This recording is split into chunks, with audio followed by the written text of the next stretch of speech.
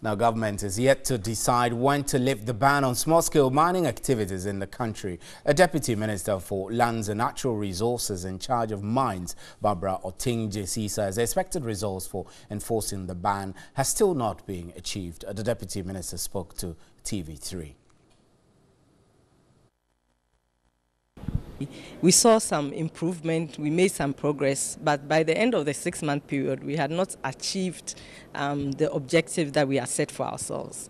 We initiated a project, which is the multi-sectoral mining integrated project, which is a 5-year project, which we believe that effectively implemented will bring and will eradicate the illegalities in our small-scale mining sector. That project is yet to be launched. Hopefully, by the end of next week, the President himself is going to launch the project. And the various components in that project, when implemented, is what we are looking at, sanitizing the small-scale mining sector. So we have made some progress, but we haven't reached the point where everything is in place for the ban to be lifted. Committees, and then we are also going to audit all the companies in the small-scale mining sector. All the companies are going to be audited.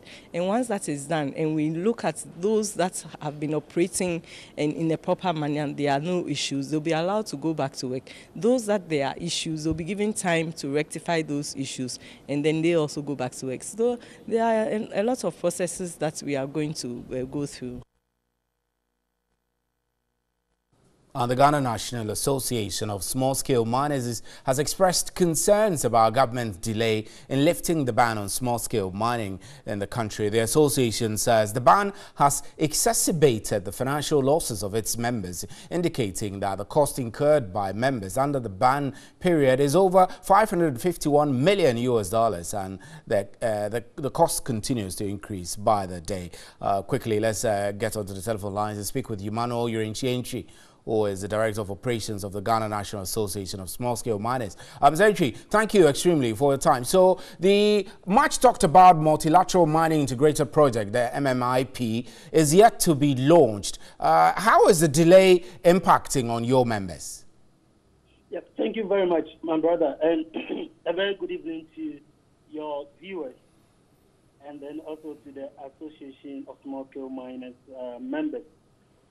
Yes, the delayance of the launch of the MMIP document, to us, we feel that it is going to affect us going back to work, because you will recall the document that we've already said that we were part of the team that started to look at the document and validated it at UMAS, and it's a document that we feel that we can work with.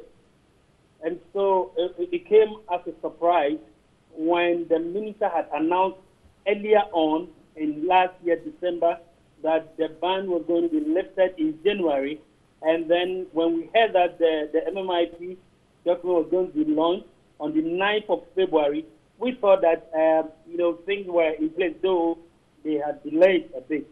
But then, only to our surprise, when we were told that the launch has been cancelled and there was no fixed date for rescheduling of the launch. As we speak, we don't have any date for that, and that one, in fact, it was like the last straw that broke the camel's back, because looking at how the association had collaborated with the government and engaged with the government, though reluctantly, but then because of the common good of Ghana, and then also to show the Ghanaians that we are patriotic citizens, and that we would do anything possible to sanitize the sector and make the sector an enviable one. But so, when we got to this point, we realized that enough is enough.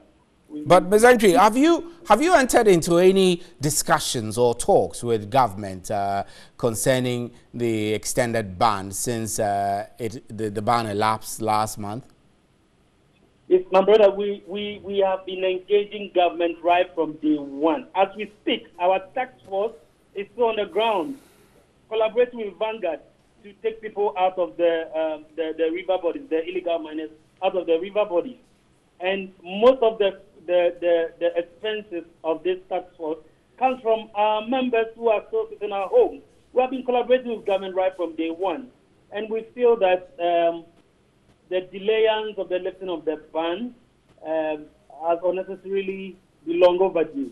The ban must be lifted now, because in the first place, we don't see how logically a ban on licensed small-scale mining will prevent illegal mining. Anyway, since we stayed at home for the past almost 1 year now, illegal mining is still continuing. So how has that got to do with we staying at home?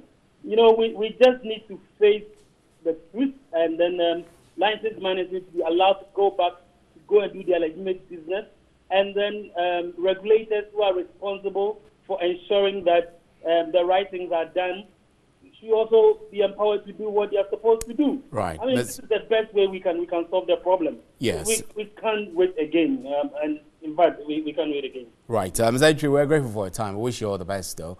This is still news at 10. Let's do some other stories. The Students' Representative Council of the Ghana School of Law is calling for the scrapping of the independent examinations body and the remarking of the 2016-2017 final examination papers. If the General Legal Council agrees to the remark, each student would have to pay 3,000 cedis per paper, which they insisted at a news conference should be reduced to 500 cedis. Of the law students follows the release of their examination results, which revealed 81% of the students failed their final examination, denying them of being called to the bar. The results indicated 91% of the students passed all the 10 courses, with 170 of them being referred in 1 or 2 courses and about 295 failing. The students at the news conference said they reject the examination results and will not agree to pay the 3,000 cedis that is supposed to be the charges for the remarking of the papers.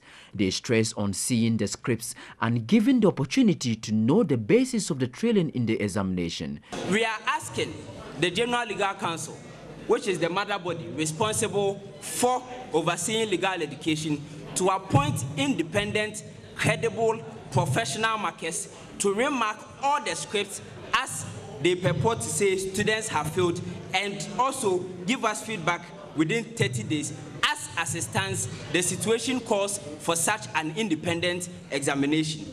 The students also raised concerns over the number of students who will have to sit back in school to rewrite the papers, which they are of the view will pose some difficulties due to the infrastructural challenges in the school. We are all aware that the current situation of legal education is that there's an issue of capacity at the Ghana School of Law to admit students, and therefore, where are these 295 students in addition to the about 500 to 600 students currently in the Ghana School of Law going to sit to have lectures in order to be able to recite their papers? Therefore, in light of these difficulties in infrastructure as well as the defeat in the policy rationale, we think that the repetition policy should be scrapped, because first of all, it is unconscionable to require a rewriting of 10 papers when you fail 3. They disagreed with the former director of the school, Ansar Sare, who indicated the students do not study the reason for the mass failure. That position is most unfortunate and very unfair. And we would want to tell you and set the record straight that that is false. Totally false. Because if you go through the kind of stress that people go through before they end up at the Ghana School of Law, nobody would tell you to sit your butt and study. The president of the SRC said they are not attacking any individual or group, but insisting for the right thing to be done. Now, traders at the Malam markets in Accra failed to embark on their threat to demonstrate after the expiration of their 3-day ultimatum, citing inability to get police protection and clearance. The traders, however, say they will embark on the protest after getting the go-ahead from the police. Meanwhile, the Gbawe Kwate family, customary owners of the disputed land, has confirmed the land belongs to the traders. Traders went about selling their wares. They failed to carry out their threat to demonstrate. As for the demonstration, expect it because we have to pass through the legal means. So with the permit, we are working on it. So after it all, we will come out again. Military personnel detailed to guard the land in contention were still at post, but the traders want them recalled. The traders say they are legal owners of the land. It is our land. And nothing is stopping us from going there. We will go there today and we'll go there tomorrow. It is ours. So we are going to take the land. Nobody can take our right from us. The head of the Bawe Kwatei family and Jasi chair of Bawe, Ni Adam Kwatei Korti, confirmed the Mala Market Traders Association as the rightful owners of the land. The family disclosed that the Mala Market is occupied by only 2 people, the Mala Market Traders Association and one Stanley Owusu. The original owners of the land said they have documents to prove the Mala Market Traders Association are legitimate occupants. They denied meeting with any institutional ministry over change of ownership. The Asafoache Otia of Bawe. For News at 10, thank you very much for staying with us. I'm Stephen Enti. On behalf of the crew here, good night.